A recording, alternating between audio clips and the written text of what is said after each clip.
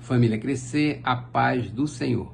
Continuando nossa leitura bíblica, Marcos capítulo 1, princípio do Evangelho de Jesus Cristo, o Filho de Deus, conforme está escrito no profeta Isaías: enviarei à tua frente o meu mensageiro, ele preparará o teu caminho. Voz do que clama no deserto, preparem o caminho para o Senhor, façam veredas retas para ele. Assim surgiu João batizando no deserto e pregando um batismo de arrependimento para o perdão dos pecados. A ele vinha toda a região da Judéia e todo o povo de Jerusalém. Confessando os seus pecados, eram batizados por ele no rio Jordão. João vestia roupas feitas de pelos de camelo, usava um cinto de couro e comia gafanhotos e mel silvestre, e esta era a sua mensagem: depois de mim vem alguém mais poderoso do que eu, tanto que não sou digno nem de curvar-me e desamarrar as correias das suas sandálias. Eu os batizo com água, mas ele os batizará com o Espírito Santo. Naquela ocasião, Jesus veio de Nazaré da Galileia e foi batizado por João no Jordão. Assim que saiu da água, Jesus viu o céu se abrindo e o Espírito descendo como pomba sobre ele. Então veio dos céus uma voz: Tu és o meu Filho amado, de ti me agrado. Logo após, o Espírito o impeliu para o deserto. Ali esteve 40 dias sendo tentado por Satanás. Estava com os animais selvagens e os anjos o serviam. Depois que João foi preso, Jesus foi para a Galileia, proclamando as boas novas de Deus. O tempo é chegado, dizia ele, o reino de Deus está próximo, arrependam-se e creiam nas boas novas. Andando à beira do mar da Galileia, Jesus viu Simão e seu irmão André lançando redes ao mar, pois eram pescadores, e disse Jesus: sigam-me, e eu os farei pescadores de homem. No mesmo instante eles deixaram as suas redes e o seguiram. Indo um pouco mais adiante, viu num barco Tiago, filho de Zebedeu, e João, seu irmão, preparando as suas redes. Logo os chamou e eles o seguiram, deixando seu pai Zebedeu com os empregados no barco. Eles foram para Cafarnaum e logo que chegou o sábado, Jesus entrou na sinagoga e começou a ensinar. Todos ficavam maravilhados com o seu ensino, porque ele lhes ensinava como alguém que tem autoridade e não como os mestres da lei. Justo naquele momento, na sinagoga, um homem possesso de um espírito imundo gritou: O que queres conosco, Jesus de Nazaré? Vieste para nos destruir? Sei quem tu és, o Santo de Deus. Cale-se e saia dele, repreendeu Jesus.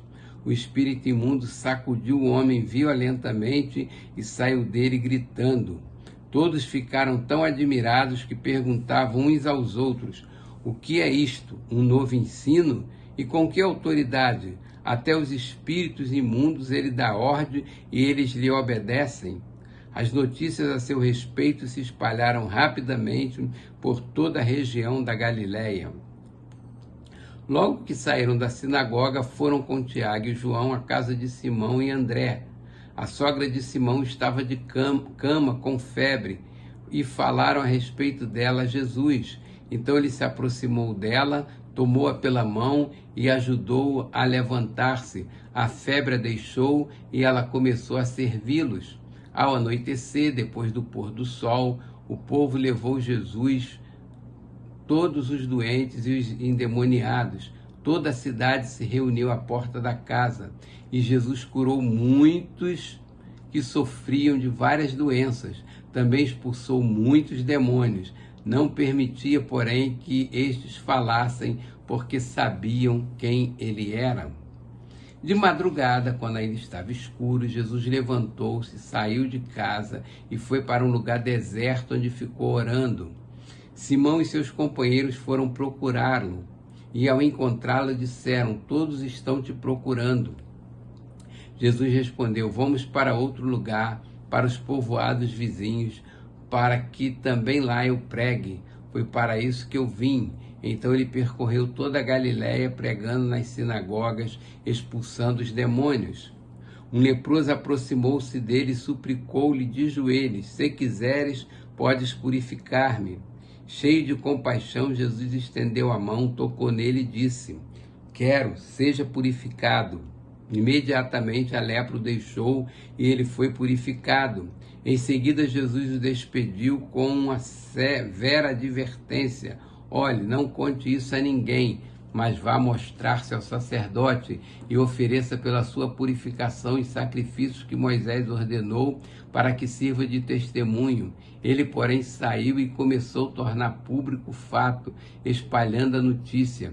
Por isso, Jesus não podia mais entrar publicamente em nenhuma cidade, mas ficava fora em lugares solitários. Todavia, a si mesmo vinha a ele gente de todas as partes. Capítulo 2. Poucos dias depois, tendo Jesus entrado novamente em Cafarnaum, o povo ouviu falar que ele estava em casa. Então muita gente se reuniu ali, de forma que não havia lugar nem junto à porta, e ele lhes pregava a palavra. Vieram alguns homens trazendo-lhe um paralítico, carregado por 4 deles. Não podendo levá-lo até Jesus por causa da multidão, removeram parte da cobertura do lugar onde Jesus estava e pela abertura no teto baixaram a maca em que estava deitado o paralítico. Vendo a fé que eles tinham, Jesus disse ao paralítico: filho, os seus pecados estão perdoados. Estavam sentados ali alguns mestres da lei, raciocinando em seu íntimo: por que esse homem fala assim? Está blasfemando? Quem pode perdoar pecados a não ser somente Deus? Jesus percebeu logo em seu espírito que era isso que eles estavam pensando e lhes disse: por que vocês estão remoendo essas coisas em seu coração? Qual é mais fácil dizer ao paralítico: os seus pecados estão perdoados? Ou levante-se, pegue a sua maca e ande?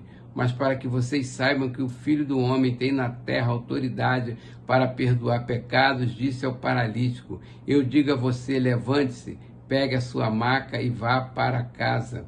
Ele se levantou, pegou a maca e saiu à vista de todos, que atônitos glorificavam a Deus, dizendo: nunca vimos nada igual. Jesus saiu outra vez para a beira-mar, uma grande multidão aproximou-se e ele começou a ensiná-los. Passando por ali, viu Levi, filho de Alfeu, sentado na coletoria e disse-lhe: siga-me. Levi levantou-se e o seguiu. Durante uma refeição na casa de Levi, muitos publicanos e pecadores estavam comendo com Jesus e seus discípulos, pois havia muitos que o seguiam. Quando os mestres da lei, que eram fariseus, o viram comendo com pecadores e publicanos, perguntaram aos discípulos de Jesus: por que ele come com publicanos e pecadores? Ouvindo isso, Jesus lhes disse: não são os que têm saúde que precisam de médicos, mas sim os doentes. Eu não vim para chamar justos, mas pecadores. Os discípulos de João e os fariseus estavam jejuando. Algumas pessoas vieram a Jesus e lhe perguntaram: por que os discípulos de João e os dos fariseus jejuam, mas os teus não? Jesus respondeu: como podem os convidados do noivo jejuar enquanto este está com eles? Não podem enquanto tem consigo. Mas virão dias quando o noivo lhes será tirado, e nesse tempo jejuarão. Ninguém põe remendo de pano novo em roupa velha, pois o remendo forçará a roupa, tornando pior o rasgo. E ninguém põe vinho novo em vasilha de couro velha, se o fizer, o vinho rebentará a vasilha, e tanto o vinho quanto a vasilha se estragarão. Ao contrário, põe-se vinho novo em vasilha de couro nova. Certo sábado, Jesus estava passando pelas lavouras de cereal. Enquanto caminhava, seus discípulos começaram a colher espigas. Os fariseus lhe perguntaram: olha, por que eles estão fazendo o que não é permitido no sábado? Ele respondeu: vocês nunca leram o que fez Davi, quando ele e seus companheiros estavam necessitados e com fome? Nos dias do sumo sacerdote Abiatar, Davi entrou na casa de Deus e comeu os pães da presença, que apenas aos sacerdotes era permitido comer, e os deu também aos seus companheiros. Então lhes disse: o sábado foi feito por causa do homem, e não o homem por causa do sábado. Assim, pois, o Filho do Homem é Senhor até mesmo do sábado. Capítulo 3. Noutra ocasião, ele entrou na sinagoga e estava ali um homem com uma das mãos atrofiada.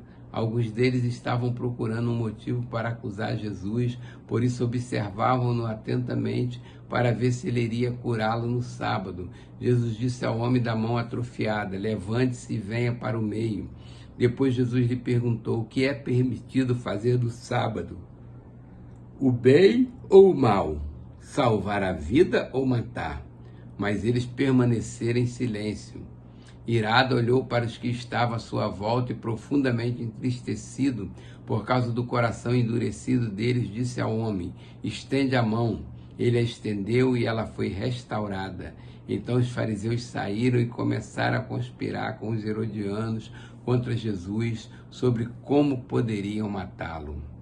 Jesus retirou com os seus discípulos para o mar e uma grande multidão vindo da Galiléia o seguia.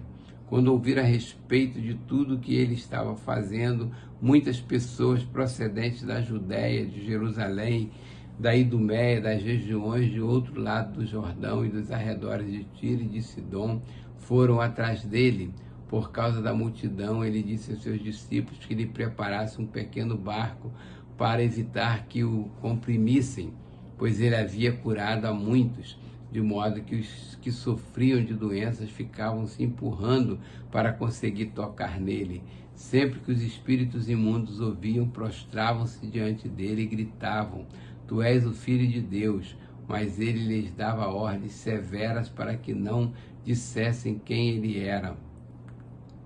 Jesus subiu a um monte e chamou a si aqueles que ele quis, os quais vieram para junto dele. Escolheu 12, designando os apóstolos, para que estivesse com ele e os enviasse a pregar, e tivesse autoridade para expulsar demônios. Estes são os 12 que ele escolheu: Simão, a quem deu o nome de Pedro, Tiago, filho de Zebedeu, e João, seu irmão, os quais deu o nome de Boanerges, que significa filho de trovão, André, Filipe, Bartolomeu, Mateus, Tomé, Tiago, filho de Alfeu, Tadeu, Simão Zelote e Judas Iscariotes, que o traiu. Então Jesus entrou numa casa e novamente reuniu-se ali uma multidão, de modo que ele e seus discípulos não conseguiam nem comer. Quando os seus familiares ouviram falar disso, saíram para trazê-lo à força, pois dizia: ele está fora de si. E os mestres da lei que haviam descido de Jerusalém diziam: ele está com Beelzebu, pelos príncipes dos demônios é que ele expulsa demônios. Então Jesus os chamou e lhes falou por parábolas: como pode Satanás expulsar Satanás? Se um reino estiver dividido contra si mesmo, não poderá subsistir. Se uma casa estiver dividida contra si mesmo, também não poderá subsistir. E se Satanás se opuser a si mesmo e estiver dividido, não poderá subsistir. Chegou o seu fim. De fato, ninguém pode entrar na casa do homem forte e levar dali os seus bens, sem que antes o amarre. Só então poderá roubar a casa dele. Eu asseguro que todos os pecados e blasfêmias dos homens lhe serão perdoadas, mas quem blasfemar contra o Espírito Santo nunca terá perdão, é culpado de pecado eterno. Jesus falou isso porque eles estavam dizendo: ele está com um espírito imundo. Então chegaram a mãe e os irmãos de Jesus, ficando lá de fora, mandaram alguém chamá-lo. Havia muita gente assentada ao seu redor e lhe disseram: tua mãe e teus irmãos estão lá fora e te procuram. Quem é minha mãe? Quem são meus irmãos? Perguntou ele. Então olhou para os que estavam sentados ao seu redor. Aqui estão minha mãe e meus irmãos. Quem faz a vontade de Deus, este é meu irmão, minha irmã e minha mãe. Capítulo 4. Novamente Jesus começou a ensinar à beira-mar. Reuniu-se ao seu redor uma multidão tão grande que ele teve que entrar num barco e assentar-se nele. O barco estava no mar, enquanto todo o povo ficava na beira da praia. Ele lhes ensinava muitas coisas por parábolas, dizendo em seu ensino: ouçam, o semeador saiu a semear. Enquanto lançava a semente, parte dela caiu à beira do caminho, e as aves vieram e as comeram. Parte dela caiu em terreno pedregoso, onde não havia muita terra, e logo brotou, porque a terra não era profunda. Mas quando saiu o sol, as plantas se queimaram e secaram, porque não tinham raiz. Outra parte caiu no meio de espinhos que cresceram e sufocaram as plantas, de forma que ela não deu fruto. Outra ainda caiu em boa terra, germinou, cresceu e deu boa colheita, a 30, 60 e até 100 por um. E acrescentou: aquele que tem ouvidos para ouvir, ouça. Quando ele ficou sozinho, os 12 e os outros que estavam ao seu redor lhe fizeram perguntas acerca das parábolas. Ele lhes disse: a vocês foi dado o mistério do reino de Deus, mas aos que estão fora, tudo é dito por parábolas, a fim de que, ainda que vejam, não percebam, ainda que ouçam, não entendam. De outro modo, poderiam converter-se e ser perdoados. Então Jesus lhes perguntou: vocês não entendem esta parábola? Como então compreenderão todas as outras? O semeador semeia a palavra. Algumas pessoas são como a semente à beira do caminho, onde a palavra é semeada. Logo que a ouvem,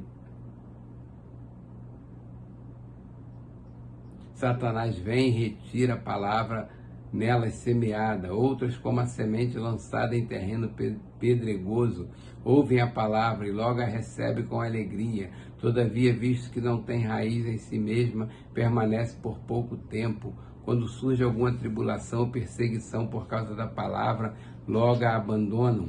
Outras ainda, como a semente lançada em meio aos espinhos, ouve a palavra, mas quando chegam as preocupações desta vida, o engano das riquezas e os anseios por outras coisas sufocam a palavra, tornando-a infrutífera. Outras pessoas são como a semente lançada em boa terra. Ouvem a palavra, aceitam-na e dão uma colheita de 30, 60 e até 100 por um. Ele lhes disse: quem traz uma candeia para ser colocada debaixo de uma vasilha ou de uma cama, acaso não a colocou num lugar apropriado?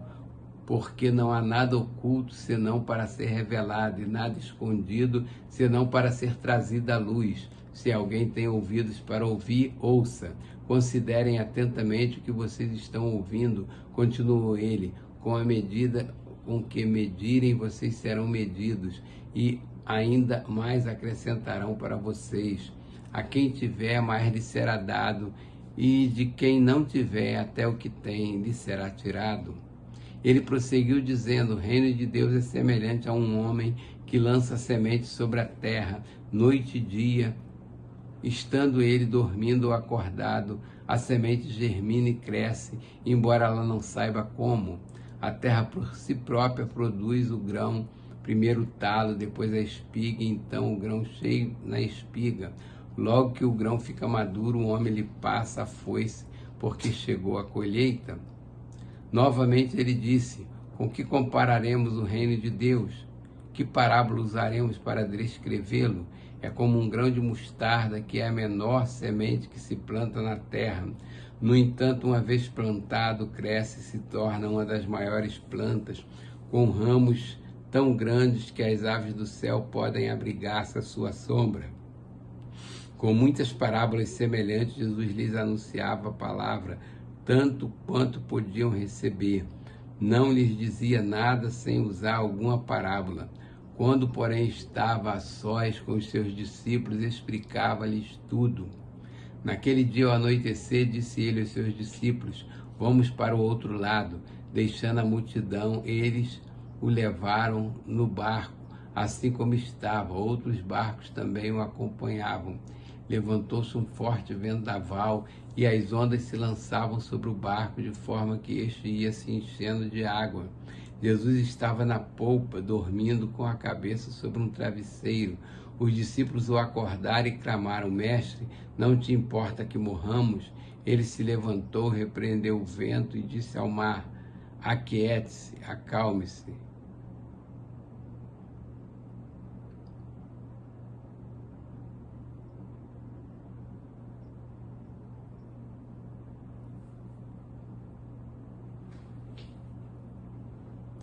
O vento se aquietou e fez-se completa bonança. Então perguntou aos seus discípulos: por que vocês estão com tanto medo? Ainda não têm fé? Eles estavam apavorados e perguntavam uns aos outros: quem é este que até o vento e o mar lhe obedecem?